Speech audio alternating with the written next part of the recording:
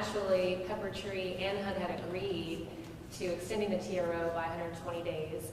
But now that HUD has announced that they are abating the contract that they have with Peppertree, it effectively renders that request moot. HUD explained that as part of this process, they are going to implement a relocation plan for the residents of Peppertree, which we believe will start probably in about 60 days and will take course over several months. And the vouchers, HUD expects to have them by the 14th, available by the 14th? HUD has not given a date for when the vouchers will be available. What they said was that effective January 14th, the contract has been abated. They did explain that all of the residents living at Peppertree will be given vouchers. They will have to go through a qualification process, but they will all be given vouchers and relocated to safe, decent, affordable housing area. 1 second, we just have to readjust the microphone.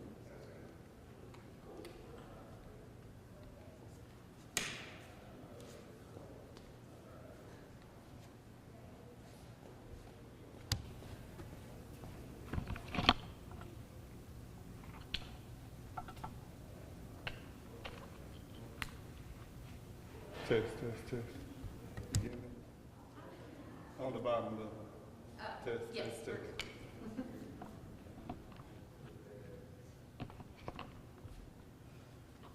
So is there still a need for renovations at Peppertree with the end of the HUD funding in the city's view? At this point in time, what I expect will happen is that Peppertree will continue to be obligated to maintain the property in a safe condition. We will continue to monitor to make sure that the living conditions are safe for those residents until they have all been fully relocated. Do we know exactly where those residents are going to be relocated to at the moment? We don't know where. What HUD has explained is that they will be working with the residents. They're going to communicate with the residents. They're going to assist them in the relocation efforts. They've hired a company, to our knowledge, that's going to help with this process. So I think every resident will be looked at on an individual basis and treated that way so that they can find a housing plan for that particular resident and their family. Can you talk about, I guess, this entire process with Peppertree? We know that people have had, pests in their apartments, the walkways have fallen, people have gotten injured from this. It's basically a public nuisance. Can you talk about, I guess, this development today? The city has been, for well over a year now, been actively trying to force some changes at Peppertree to see improvements in the living conditions for those residents. So this has been a long road, and it has been going on for quite a while, so we're happy to see some kind of resolution, because ultimately what this means is that those residents are going to find themselves living in a place that's safe and that's decent and that's sanitary. And can you talk about the timing as well? I mean, that public nuisance announcement was made over a year ago. Why now? I don't know why now.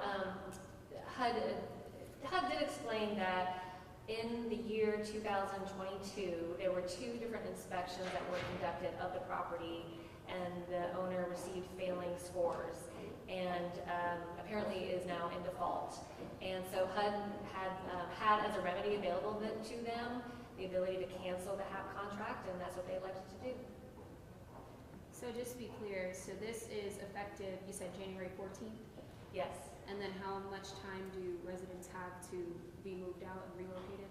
The HUD is going to work with the residents and have communications with them and a meeting with them to explain all of these details and the timeline. My expectation is that it will take at least 60 days before they can begin to actually relocate any of the residents, and there will probably be a process that's going to take several months. Are you confident that there's enough landlords in the city that will be willing to accept these vouchers so that everyone will have a place to go?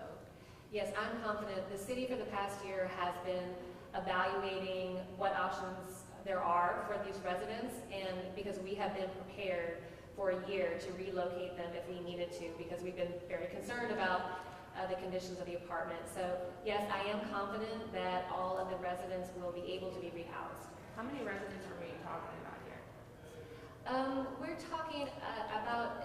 approximately 300 units, and some of those are single units and some of them are families.